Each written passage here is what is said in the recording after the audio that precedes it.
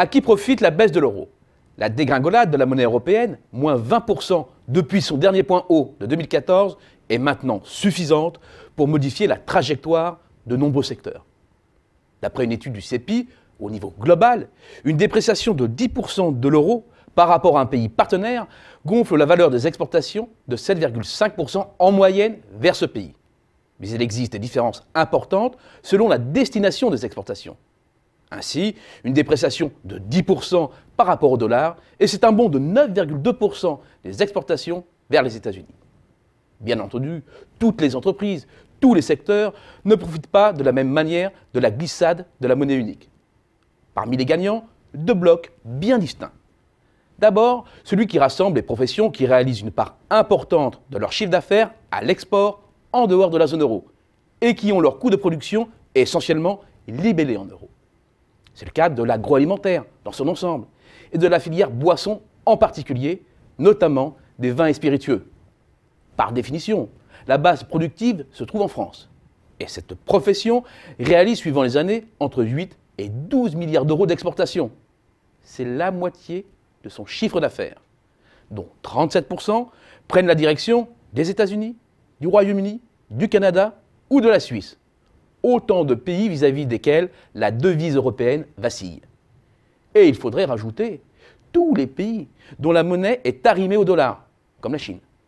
C'est alors, très directement, environ la moitié des expéditions vers l'étranger qui est concernée. Parmi les grands secteurs exportateurs, la chimie, la construction automobile, de véhicules industriels, les fabricants de machines et appareils électriques, où la concurrence est la plus forte à l'exportation, profitent aussi tous de l'évolution actuelle de l'euro.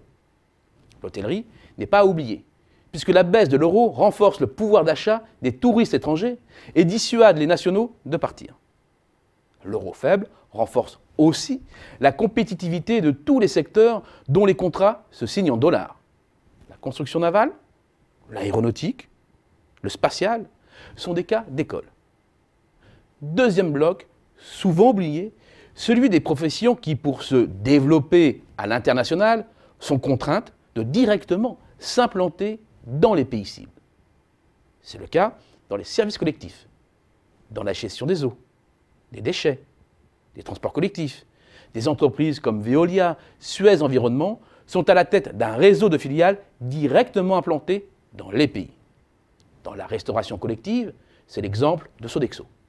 Et leurs filiales génèrent des revenus dont une partie libellée en dollars, livres sterling, est rapatriée à la maison mère.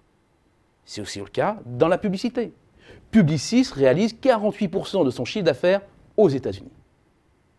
Mais il s'agit aussi d'un choc qui étend ses effets à tous les secteurs exportateurs européens et dont la configuration est particulière puisqu'il s'accompagne simultanément d'une baisse des prix des matières premières et donc d'une moindre pression sur les marges. De fil en aiguille, c'est une masse importante de secteurs qui se retrouvent boostés par la chute de l'euro. Les conditions d'une diffusion maximale sont donc réunies. Une configuration qui pourrait être le détonateur d'une année 2015 enfin dynamique.